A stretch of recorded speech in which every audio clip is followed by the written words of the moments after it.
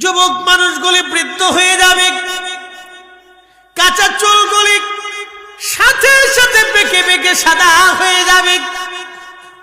কত কঠিন! আহা আহা, মায়ের পেটে গর্ভে বাচ্চা খালাস হয়ে যাবে, গর্ভবতী উঠ পর্যন্ত তার পেট থেকে বাচ্চা বের হয়ে যাবে ভয়ে। বাঘ সিংহগুলি এক কাতারে দৌড়াবে, কেউ কারো দিকে তাকানোর সুযোগ হবে না। আমি যে বললেন আয়েশারিক, সেই কঠিন দিনে নারীরা, পুরুষ না, সবাই বস্ত্রহীন থাকবে। তখন এক মহিলা সাহাবী বলেন, ইয়া রাসূলুল্লাহ, তাহলে তো নারীদের জন্য লজ্জার কারণ হবে। সেই দিন নারীরাও যদি বস্ত্রহীন হয়, তাহলে পুরুষ কি নারীর দিকে তাকাবে না? নারী কি পুরুষের দিকে তাকাবে না? আল্লাহ নবী ডাক দিলেন, আয়েশা শোনো, কঠিন এই মেহশর এত ভয়াবহ হবে, কোন পুরুষ নারীর দিকে তাকাবে না, কোন নারী পুরুষের দিকে তাকানোর সময় হবে না। ওয়াইদাল কাওয়াকিবু তাসারাত, আকাশের নক্ষত্রগুলি ভেঙ্গে ভেঙ্গে ভেঙ্গে ভেঙ্গে পড়বে।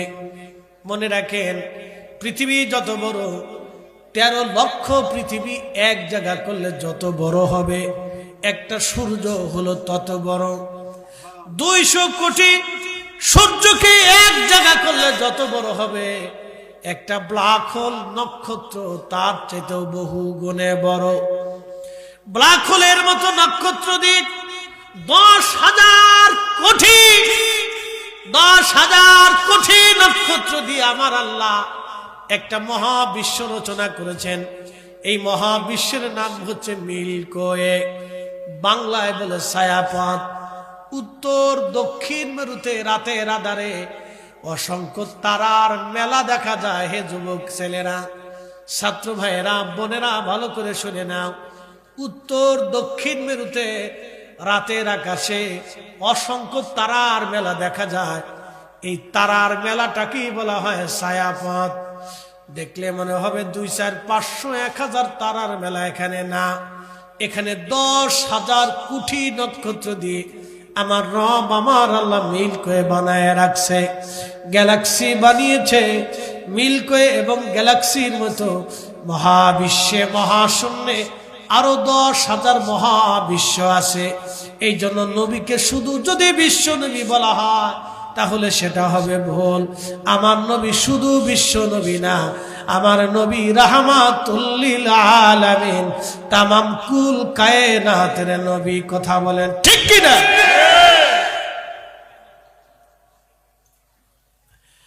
কুল কায়নাতের নবী, 7 আসমান ও 7 জমিনের নবী। শুধু মিল্কি ওয়ের ভিতরে 10,000 কোটি নক্ষত্র, গ্যালাক্সির ভিতরে 10,000 কোটি নক্ষত্র। মিল্কি ওয়ে এবং গ্যালাক্সির মতো মহাশূন্যে আরো 10,000 মহাবিশ্ব রচনা করেছেন আল্লাহ। এই মহাবিশ্বের পরে মহাশূন্য, মহাশূন্যের পরে প্রথম আসমান। সুবহানাল্লাহ কি বাড়ি যায় বলা হবে না? না, একসাথে বলেন আল্লাহু আকবার। এই মহা সৃষ্টির মালিক কে? কে সৃষ্টি করেছেন? কখনো তোমাকে যদি ভুলি, হেদায়েতের আলো জেনে নিয় কাছে তুলি।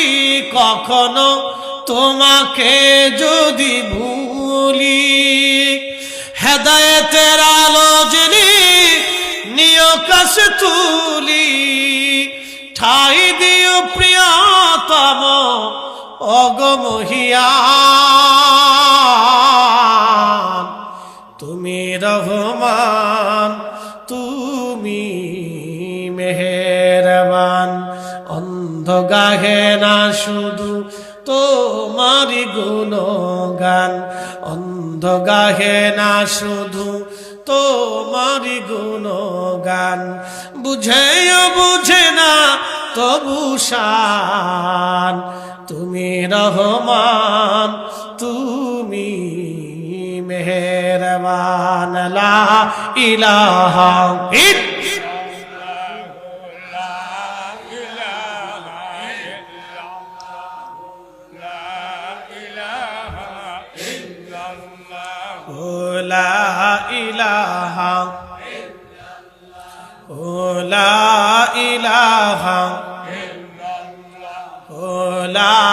ইলাহা হাসবি রাব্বি জাল্লাল্লাহ মা ফি কলবি গায়রুল আহা নূর মুহাম্মদ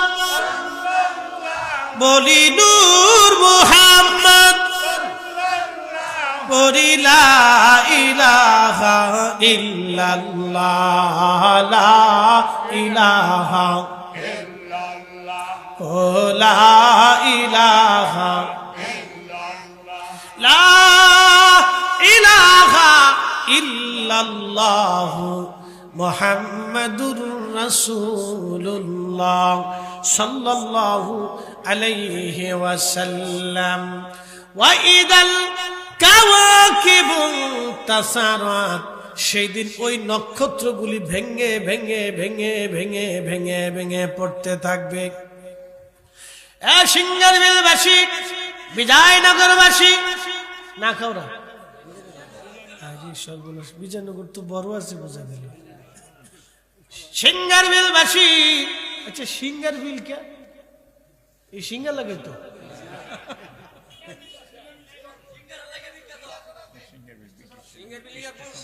না, সিঙ্গার নাম রাখছে সিঙ্গার। আচ্ছা ঠিক আছে, আমি গেলাম এলাকার নাম লালমনিরহাটে হাতিবান্ধা, বুঝছেন? হাতিবান্ধা থানায় গেলাম মাহফিল করার জন্য। বাজারে গেলাম, বাজারের নাম গুতামারি।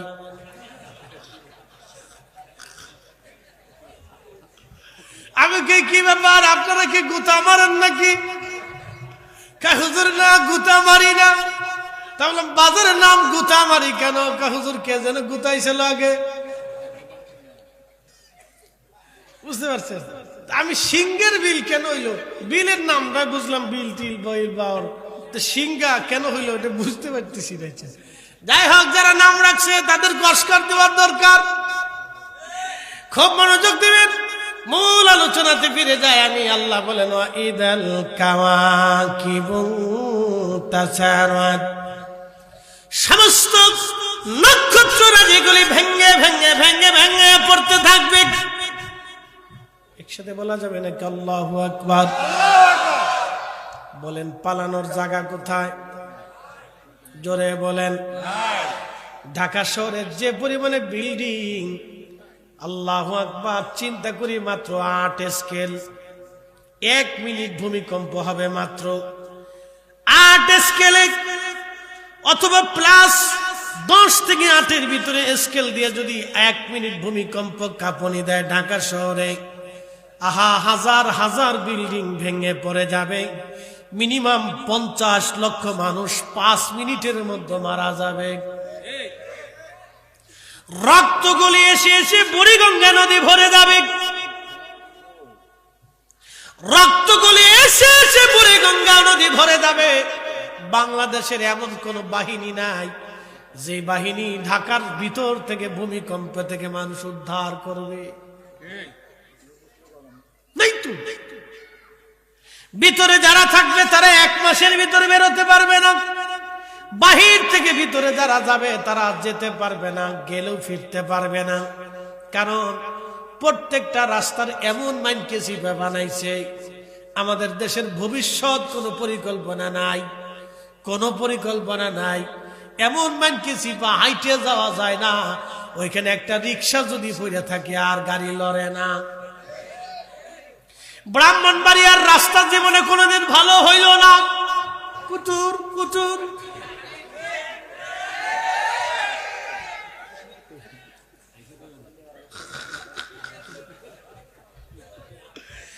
এত বছর জীবনে মাহফিল করে খালি যাওয়ার সময় অভিশাপ দেয়, আসার সময় অভিশাপ দেয়, মরে না কে? রাস্তা যারা বানায় ওরা দুনিয়া থাকে কে? বাংলাদেশের 64 জেলায় আল্লাহ আমাকে নিয়েছে। 64 জেলার ভিতরে বাংলাদেশের 2টা জেলা বড় অবহেলিত। 1 নম্বর ব্রাহ্মণবাড়িয়া, 2 নম্বর আমার শ্বশুর বাড়ির দেশ শরীয়তপুর।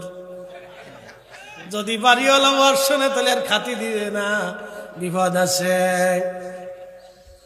আমার শ্বশুর বাড়ি জেলা শরীয়তপুর, প্রত্যেকটা আমার শ্বশুর বাড়ির গ্রামে 100-র উপরে ছেলে ইটালি থাকে, 100-র উপরে। আমার শ্বশুর বাড়ির লোকজন সব ইউরোপে থাকে, 100-র উপরে। প্রত্যেক ঘরে ঘরে ইটালি। রাস্তায় গেলে কুরুত কুরুত কুরুত। আমি শ্বশুর বাড়ি 5 বছরে একবারও যাই না। আগে না, তোমরার বাড়ি যাইয়া এই গুতাগুতির চাইতে বাসায় শুয়ে থাকি তাই ভালো। কিন্তু সব ইউরোপ শত শত কোটি টাকা রেমিটেন্স আছে ইউরোপ থেকে শরীয়তপুরের নামে। ব্রাহ্মণবাড়িয়ার রন্দে রন্দে এদেশে মধ্যপ্রাচ্যের প্রবাসী হাজার হাজার কোটি টাকা এদেশে রেমিটেন্স আছে। এই কথা কর না কেন? এদেশের মাটির নিচে গ্যাস গ্যাস গ্যাস। এই গ্যাস থেকে ব্রাহ্মণবাড়িয়ার পক্ষ থেকে শত শত কোটি টাকা দেশে আয় হয়। অথচ এদেশের রাস্তা দেখলে মনে হয় যে বমি করি।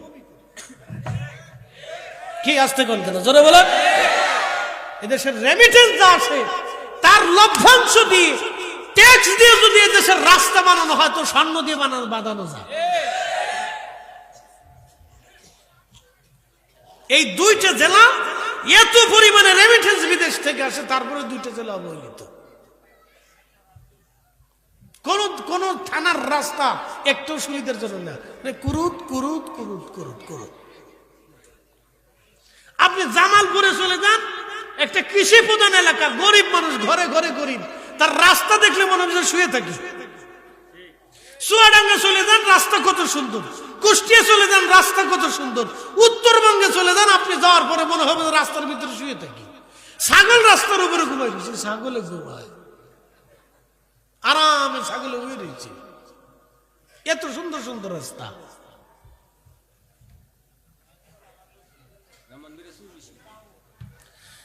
ব্রাহ্মণবাড়িয়াবাসী, সিঙ্গারবিলবাসী খুব ভালো করে শুনবেন।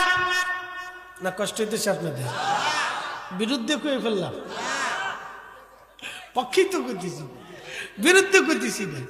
সাথে শ্বশুর বাড়ি লাগাই দিছি যাতে কইতে না পারে যে হুজুর স্বজন প্রীতি করছে।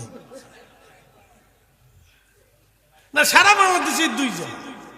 যত ঘুরে ঘুরে দেখলাম, যত জায়গায় মাহফিল করলাম, বরিশালের মতো একটা মন্দা এলাকা, কত ব্রিজ হয়ে গেছে, কত সুন্দর সুন্দর রাস্তা। কুয়াকাটা পর্যন্ত যাইতে 7টা ফেরি পার হওয়া লাগতো। সেখান থেকে সুন্দর সুন্দর রাস্তা হয়ে গেছে, খালি ব্রাহ্মণবাড়িয়া হয় না। এই দুঃখে আমি কোথায় যাবো মাঝে মধ্যে খুঁজে পাই না। কিশোরগঞ্জের হাওরের ভিতরে পানির নিচে ঢালাই করে রাস্তা করে দিয়েছে, ব্রাহ্মণবাড়িয়া রাস্তা হয় না। কি কথা কর না? অথচ এই দেশের মাটির ভিতরে কত গ্যাস। কলের টিউবওয়েল গাললে গ্যাস উঠে। কি কথা খারাপ করেছি? টিউবওয়েল গাললে কি উঠে? গ্যাস উঠে। এ ব্রাহ্মণবাড়িয়াতে। মারহাবা কর না, জোরে কর, একসাথে কর আল্লাহু আকবার। এই জন্য আপনাদেরকে ধরাই দিলাম, সারা দেশের পরিসংখ্যান থেকে বুঝেই দিলাম আপনাদেরকে। প্রিয় উপস্থিতি হাজিরিন, ভালো করে শোনেন আমার। আল্লাহ রাব্বুল আলামিন বলেন আকাশের নক্ষত্রগুলি ভেঙে ভেঙে পড়ে যাবে। এরপরে আল্লাহ বলেন ওয়া ইদাল বিহারু ফুজ্জিরাত ওয়া ইদাল বিহারু ফুজ্জিরাত ওয়া ইদাল বিহারু ফুজ্জিরাত। সমুদ্র উদ্বেলিত হবে, সাগরের সমস্ত পানিগুলি জমিনে আছাড় মারবে। চিন্তা করলাম, আমি কয়েকদিন আগে মালদ্বীপে গেছিলাম মাহফিলে। সাগর থেকে মাত্র 3 হাত উপরে জমিন। ভালো করে শুনে যান, যারা মালদ্বীপে প্রবাসী আছে তারা জানে, মালদ্বীপের আন্তর্জাতিক এয়ারপোর্টে যখন বিমান নামার সময় দেখা যায় মনে হয় বিমানবন্দরটা পানির মাঝে। সাগরের ঢেউগুলি বিমানবন্দরের পাশে এসে লাগতেছে। সাগরের ঢেউ, জোয়ারের ঢেউগুলি বিমানবন্দরের সাথে এসে লাগতেছে। কিন্তু শত শত বছরে বিমানবন্দর ডুবায় না। আল্লাহ, ওদেশে টর্নেডো নাই, তুফান হয় না, ঝড় হয় না। ভালো করে শুনে নেন, আমাদের উপকূলীয় অঞ্চলগুলি বাঁচানোর জন্য আল্লাহ সুন্দরবন বানাইলেন, ঝাউ গাছ বানিয়ে দিলেন, পাহাড় আল্লাহ বানিয়ে দিলেন, কিন্তু মালদ্বীপে কোনো জঙ্গল নাই, কোনো পাহাড় নাই। ওই দেশের মানুষকে শত শত বছর ধরে সাগরের মাঝখানে দ্বীপের মধ্যে বাঁচায় রাখছে কে? জোরে বলেন কে?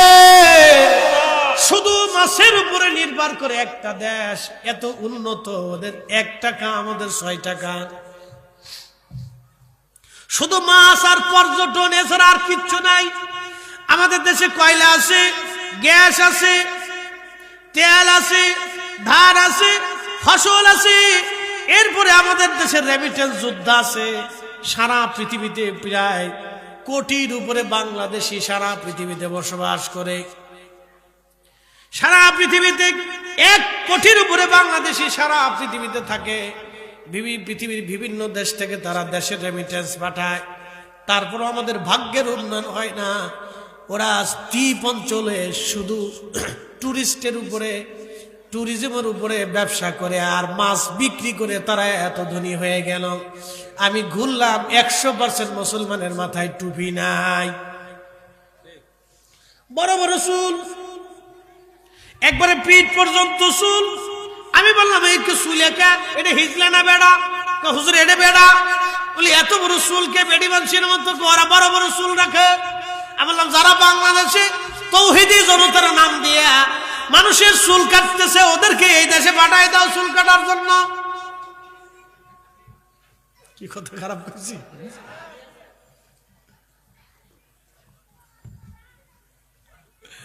আমাদের দেশে যে কত প্রবলেম, এটা আপনাদের বুঝাইতে পারবো না।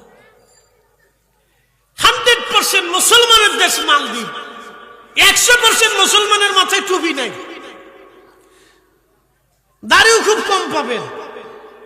সারা মালদ্বীপে ঘুরলাম, জুব্বা খালি আমার গায়ে দেখছি, আর কারো গায়ে জুব্বা দেখি না। আমি বললাম কি আমি কি কোত্থেকে আসলাম? তাহলে কোনো জুব্বা নেই। সারা মালদ্বীপে ঘুরলাম, কারো গায়ে জুব্বা নেই, জুব্বা খালি ফরিদ হিসাবের গায়ে। হ্যাঁ, শুধু আমার গায়ে জুব্বা। কিন্তু আশ্চর্য হলাম যে ওদের খাবারে ভেজাল নাই, পানিতে ভেজাল নাই, লবণে ভেজাল নাই, ওষুধে ভেজাল নাই, তরকারিতে ভেজাল নাই, মাছে ভেজাল নাই, গাছে ভেজাল নাই, ওদের কাজে ভেজাল নাই, কর্মে ভেজাল নাই, 2 নম্বরই নাই, মিথ্যা নাই, ঠক চাতুরি নাই, ছল চাতুরি নাই, বাটপারি নাই, ছিটারি নাই, যাহা বাংলাদেশে আছে। এদেশের মুসলমান নামাজ পড়ে যাইয়ে সুদ খায়, নামাজ পড়ে আইসে সুদ খায়, নামাজ পড়ে যাইয়ে ঘুষ খায়, নামাজ পড়তে গিয়ে আইসে তারপর ঘুষ খায়। Made in Bangladesh, made in Bangladesh. ঘুষের টাকা দিয়ে হজে যায় শয়তানকে ভাতর মারার জন্য। শয়তানে চিন্তা করে যে আমি শয়তান না তুই শয়তান। আমি মাঝে মধ্যে হাসি করে আরো শতান। আরাফাত থেকে হাজি হাঁটতে হাঁটতে হাঁটতে হাঁটতে, আরাফাত থেকে হাজি হাঁটতে হাঁটতে হাঁটতে হাঁটতে মুজদালিফাতে আসে। এশার নামাজ এবং মাগরিবের নামাজ একসাথে আদায় করে মুজদালিফায় রাত্রি যাপন করে পাথর নিয়ে হাজি ফজরের নামাজ পড়ে একসাথে 35 থেকে 40 লক্ষ হাজি হাঁটা ধরে। আজকে শয়তান দেখাইছি, শয়তান দেশকে পাথর মারবো, শয়তানও দাঁড়ায় থাকে, দেখি আমাকে কোন হাজি পাথর মারার জন্য আসতেছে। শয়তানও দাঁড়ায় থাকে, দেখি আমার কোন হাজি আজকে পাথর মারার জন্য আসতেছে। তো শয়তানের দূরে দাঁড়ায় থাকে, দেখি তো হাজি তো খুব আশা নিয়ে গেছে আজকে শয়তান রে পাথর মারবো। বিসমিল্লাহি আল্লাহু আকবার বলে পাথর মারতেছে। এক এক করে 7টা পাথর মারলা হাজি। প্রথম দিনে ছোট শয়তানকে পাথর মারা লাগে। হাজি পাথর যখন মারে তখন শয়তান দাঁড়ায় দেখে আজকে কে আমাকে পাথর মারার জন্য আসছে। শয়তান দাঁড়ায় দাঁড়ায় দেখে এখানে ঘুষে হাজি আমারে পাথর মারার জন্য আসছে। শয়তানে চিন্তা করে, আরে ঘুষে হাজি আমারে পাথর মারার জন্য আসছো, আমি শয়তান রে, তুমি শয়তানে পাথর মারার জন্য আসছো। শয়তানে চিন্তা করে যে আমি সিটার, নবু সিটার। আমি 9 লক্ষ বছরের সিটারি করি নাই, ও 60 বছরের জীবনে ঘুষের টাকা দিয়ে হজে আসলো, অন্যের টাকা মাইরে দিয়া, অন্যের জমি মাইরে দিয়া, অন্যের দোকান মাইরে দিয়া, ভাইয়ের সম্পদ মাইরে দিয়া, বোনের জমি মাইরে দিয়া, এতিম সন্তানের হাত মাইরে দিয়া ও আমার কাছে আসছে। অন্ধের টাকা মাইরে দিয়া, বুয়ার টাকা মাইরে দিয়া, কানার টাকা মাইরে দিয়া আমার হজে আসছে। আমি শয়তানকে পাথর মারার জন্য, আমার পাথর মারার দরকার না, ওরে পাথর মারার দরকার। শয়তানে চিন্তা করে যে আমি শয়তান, ও শয়তান। আল্লাহ নবী ডাক দিলেন, আমার উম্মতেরা তোমরা শোনো, সমুদ্র উত্তেলিত হবে, সমুদ্রের সমস্ত পানিগুলি জমিনের উপর আছাড় মারবে।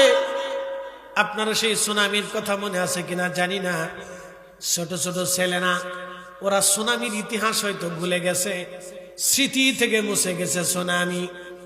ইন্দোনেশিয়ার সেই সুনামি, আহা, ইন্দো প্যাসিফিক অঞ্চলগুলিতে, ইন্দোনেশিয়ার বালি যে দ্বীপ আছে, এই দ্বীপপুঞ্জের সাগরের তলদেশে ভূমিকম্প হলো।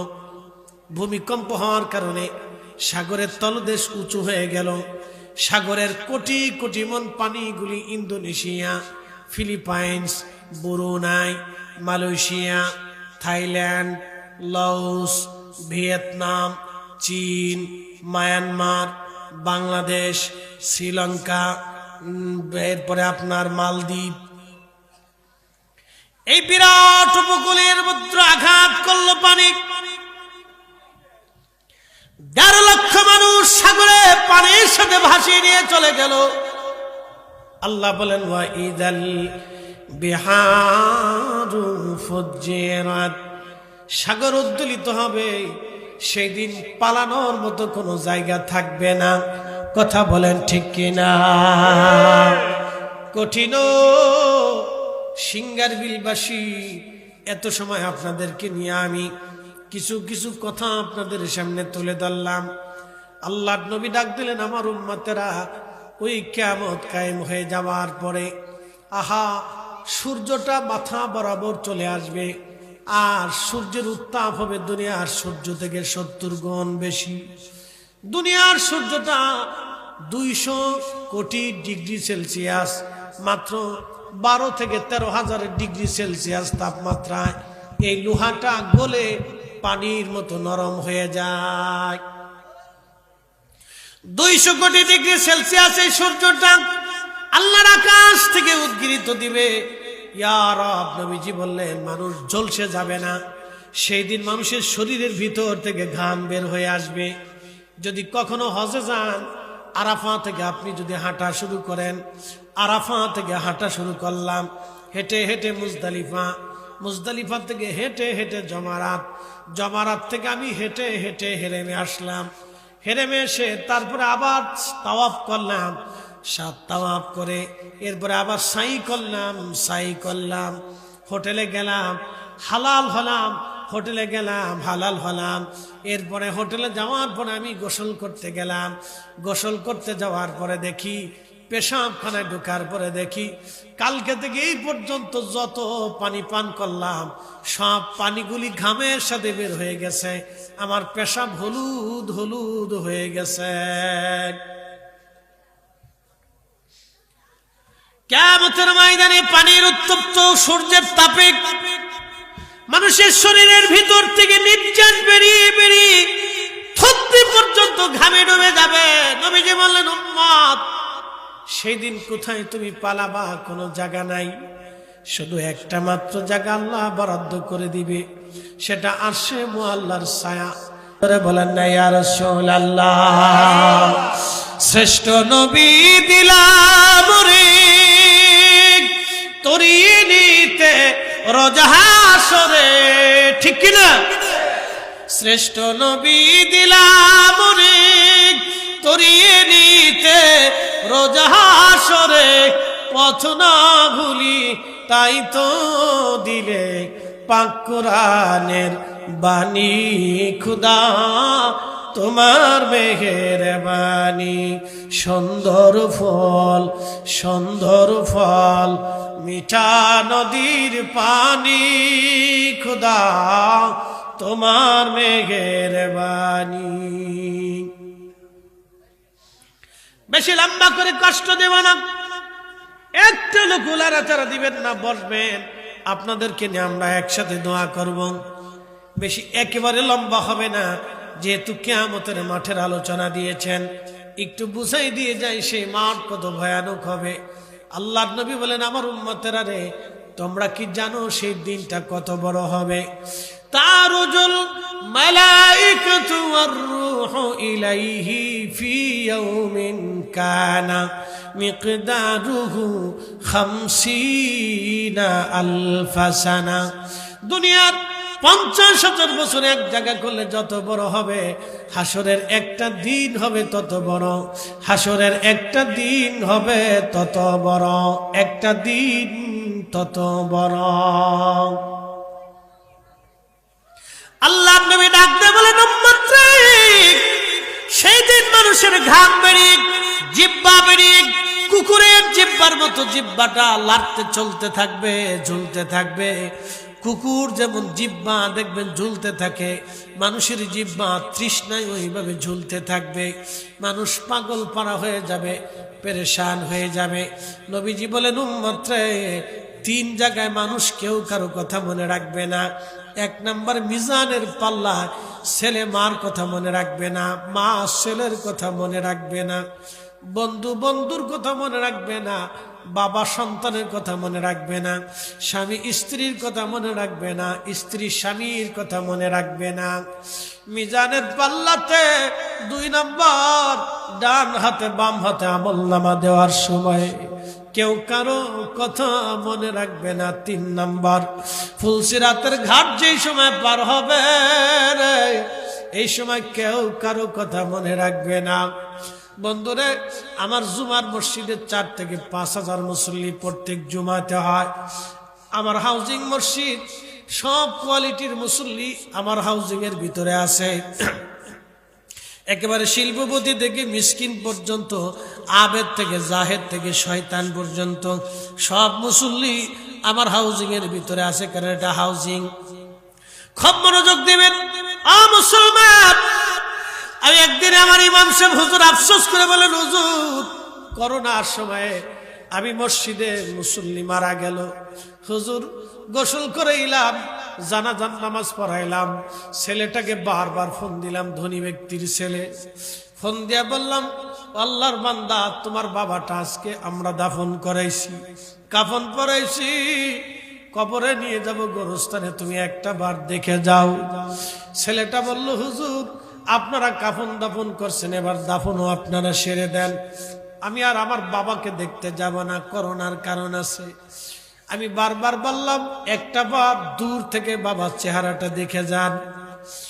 ইমাম সাহেব হুজুর চোখের পানি ছেড়ে দিয়ে বলেন, হুজুর, সেই দিন বুঝলাম কিয়ামতের ময়দানে সন্তান বাপ মাকে ভুলে যাবে, বাবা মার সন্তান ভুলে যাবে।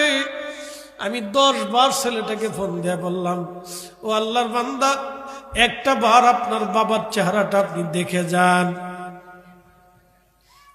ছেলেটা নাসর বান্দা আসবে না, আসে না হুজুর। শেষ পর্যন্ত আমি তার আপন হলাম, শেষ পর্যন্ত আমি তার আপন হলাম। আমরা তার কাফন করাইলাম। ছেলেটা কলিজার টুকরা সন্তান, একটা বার বাবার চেহারা দেখতে আসে নাই করোনার ভয়ে। সিঙ্গার বিলবাসী, সেই দিন বড় ভয়াবহ হবে।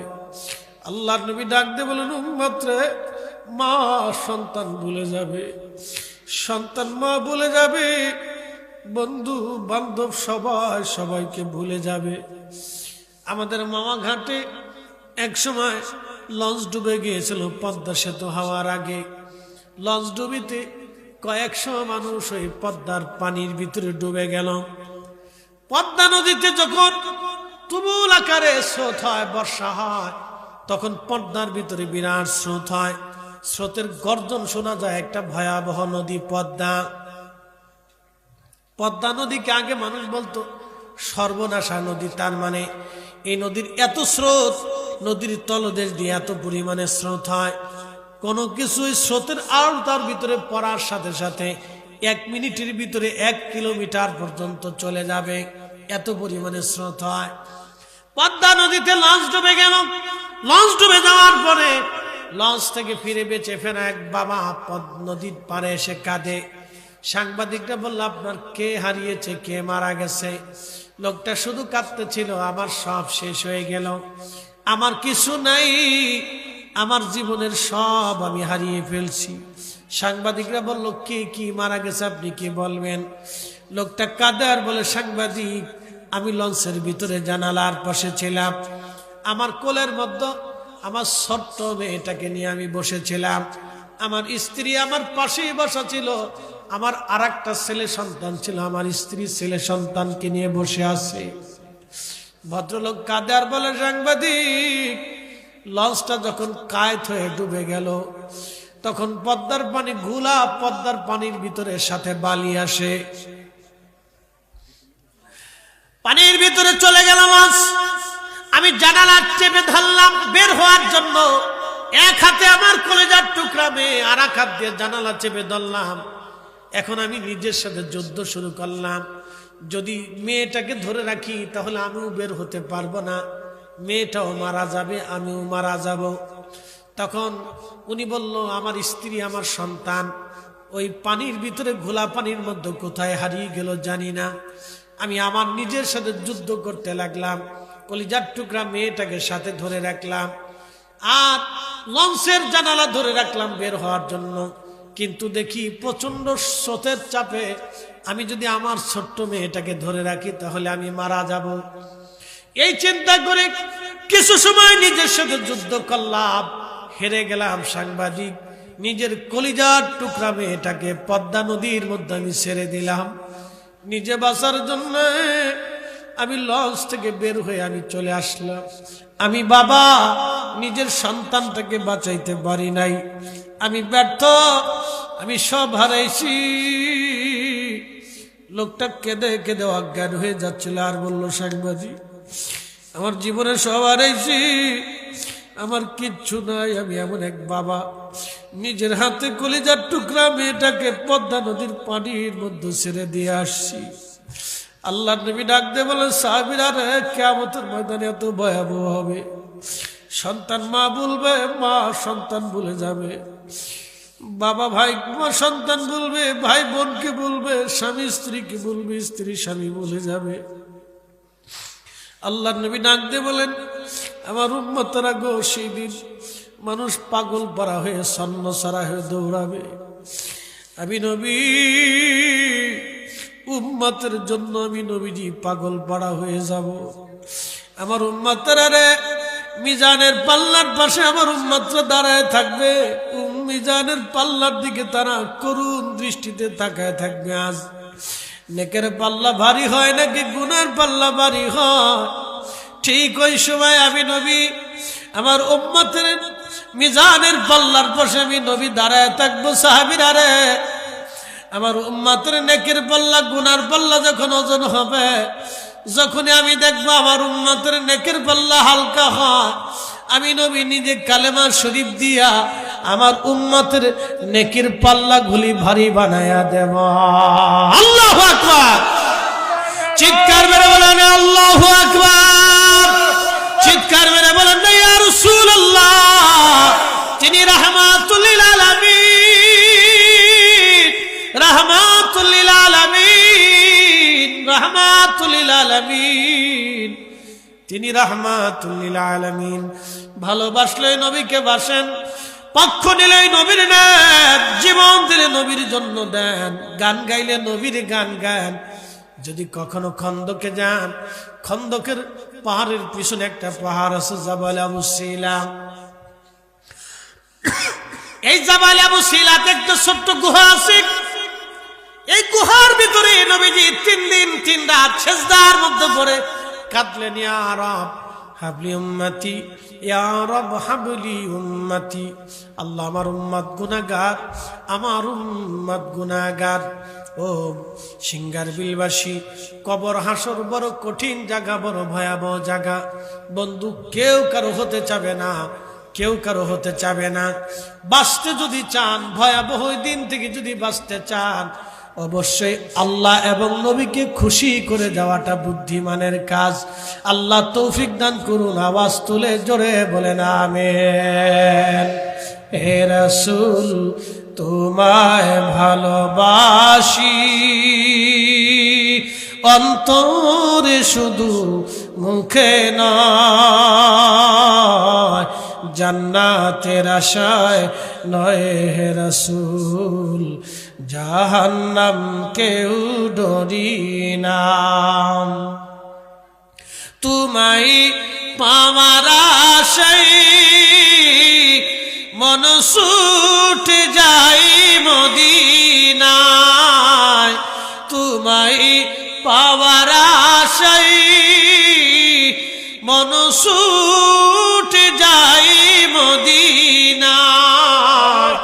এ আশিকে দিদার দাও না, আর দূরে থাকিও না। এ আশিকে দিদার দাও না, আর দূরে থাকিও না। হে রাসূল, তোমায় ভালোবাসি, অন্তরে শুধু, মুখে নয়। জান্নাতের আশায় নয় হে রাসূল, জাহান্নাম কেউ ডরি না। হাসরের ময়দানে যদি বাঁচতে চান, ওই নবীর কদমের গোলাম হয়ে যান। ঠিক কিনা? ওই নবীর কদমের গোলামি ছাড়া বাঁচার আর কোনো রাস্তা নাই, আর কোনো রাস্তা নাই। উপায় নাই রে, উপায় নাই রে, উপায় নাই, উপায় নাই রে, উপায় নাই রে, উপায় নাই। দয়াল নবীর চরণ বিনে উপায় নাই। দয়াল নবীর চরণ বিনে উপায় নাই। লম্বা কথা বাড়াবো না, আলোচনা এক ঘন্টা একটা না মুকাদ্দমা ছাড়া আপনাদের সামনে তুলে ধরেছি। ভাই আমার, আলোচনার শেষ পর্যায়ে একটু একটা হাদিস আপনাদেরকে শোনে না, কষ্ট হচ্ছে আপনাদের? তাহলে একসাথে জোরে বলেন তো আল্লাহু আকবার। নারা হাত উঁচু করে বলেন তো আল্লাহু আকবার। চিৎকার মেরে বলেন ইয়া রাসূলুল্লাহ। একটু হাত নাড়ায় বলেন ইয়া রাসূলুল্লাহ, ইয়া রাসূলুল্লাহ, ইয়া হাবিবাল্লাহ, ইয়া রাসূলুল্লাহ। পাই যদি নবী গো আপনার দিদার, মউত যাতনা থাকিবে না আমার। ঠিক কিনা? দয়া যে করিয়া দিও গো দিদার, দয়া যে করিয়া দিও গো দিদার। ইয়া রাসূলুল্লাহ, ইয়া হাবিবাল্লাহ, ইয়া রাসূলুল্লাহ। বন্ধু আমার, কিয়ামতের ময়দানে এক পাশে একটা জায়গা বরাদ্দ হবে। এইখানে কিছু কিছু মানুষকে কিয়ামতের ময়দানে আল্লাহ জায়গা দিবে। এরা আবার কারা? আহা, এরা হাত কামড়ায়া গোশতগুলি টেনে টেনে টেনে টেনে ছিঁড়ে ফেলবে। এরা কারা? যারা হাত কামড়াবে, গোশত কামড়াবে, পা কামড়াবে, নিজের গোশত নিজের গোশত নিজের গোশত নিজে কামড়া কামড়া টেনে টেনে ছিঁড়ে ফেলবে। আর বলবে ফায়াকুলা রব্বি, ও আমাদের রব, লাউলা আখারতানি ইলা আজালিন করিব। ও আল্লাহ, আমাদেরকে আবার দুনিয়াতে পাঠায় দেন, আবার দুনিয়াতে পাঠান। হাসরের মাঠ আমাদের আর সহ্য হয় না, আল্লাহ আমাদেরকে আবার দুনিয়াতে পাঠায় দেন। গোশত কামড়াবে, হাত কামড়াবে, পা কামড়াবে, টেনে টেনে ছিঁড়ে ফেলবে আর বলবে রাব্বি আমাদেরকে আবার দুনিয়াতে পাঠান। আর এক দল মানুষ থাকবে যাদেরকে সাপ পেঁচাইয়া তাদের মুখের মধ্যে কামড় মারবে, মুখের গোশত সমস্ত চামড়া গোশতগুলি টেনে ছিঁড়ে নিয়ে চলে যাবে। নবীজি বললেন সেই সাপটা এত ভয়ঙ্কর, একবার কামড় দিলে 40 বছর পর্যন্ত বিষের ক্রিয়া যন্ত্রণা করতে থাকবে। যত কামড়াবে বিষের যন্ত্রণা তত বাড়তে থাকবে। ওই সময় মানুষ মারা যাবে না, কারণ ওই সময় মৃত্যুকে আল্লাহ হত্যা করে ফেলবে। মানুষ মারা যাবে না, আবার গোশত হবে, আবার সাপে কামড় দিবে। ওই সাপে যদি পৃথিবীতে একটা নিঃশ্বাস ছাড়ত, নবীজি বললেন তাহলে বাতাস দূষিত হয়ে যাইত, পানি দূষিত হইয়া তামাম দুনিয়ার প্রাণী জগৎ মারা যাইত। ওই সাপ এত ভয়ঙ্কর, কতদিন পর্যন্ত কামড়াবে জাননি? যতদিন পর্যন্ত মানুষের হিসাব না হবে, জিনের হিসাব না হবে, ফেরেশতাদের হিসাব না হবে, এমনকি পশু পাখিরও হিসাব সেই দিন টানা হবে। সবার হিসাব শেষ করার পরে ওই মানুষদেরকে ডাকা হবে। এরা কারা? আল্লাহ বলেন সেই দিন তারা বলবে আমাদের রব, রব্বি লাউলা আখারতানি ইলা আজালিন করিব, আল্লাহ আমাদেরকে দুনিয়াতে পাঠান। এরা সেই দিন বলবে ফাআসসাদাকা, ও আল্লাহ বেশি বেশি করে তোমার পথে দান করব। ওয়া আকুম মিনাস সলিহিন, আর সলিহিনদের অন্তর্ভুক্ত হয়ে যাব। আল্লাহ ডাক দিবে ওয়ালা ইউআখিরাল্লাহু নাফসান ইযা জাআ আজালুহা,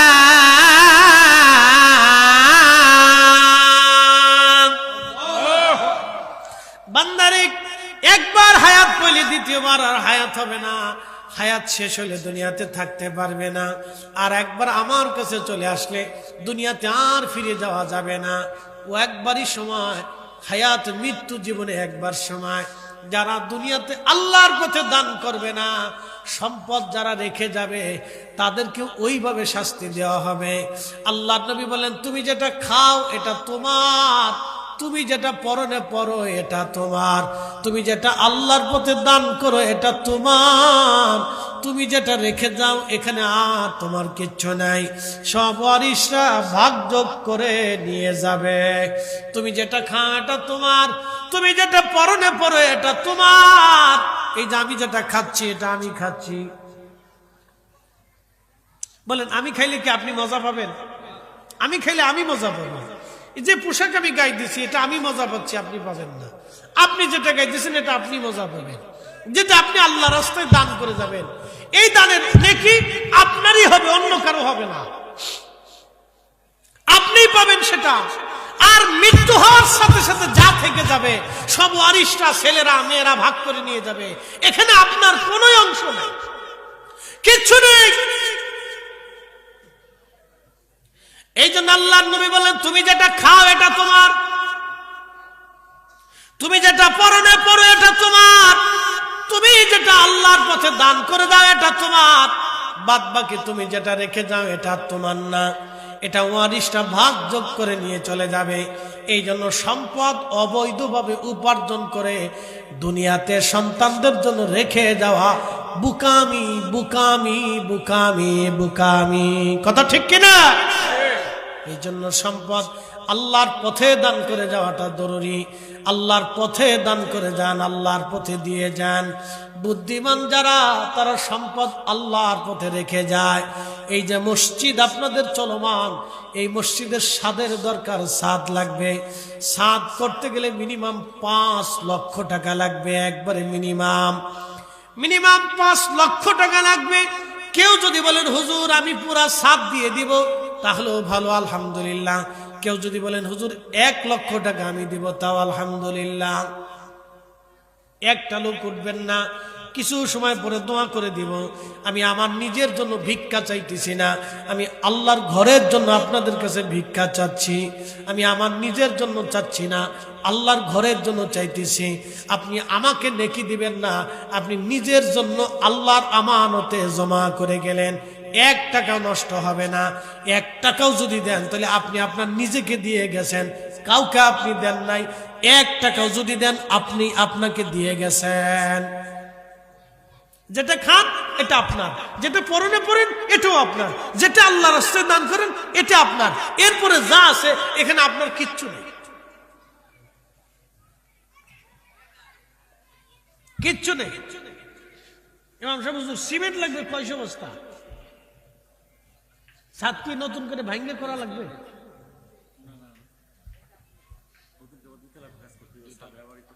দোতলার কাজ। আচ্ছা সিমেন্ট টিমেন্ট না ধরে আমি সরাসরি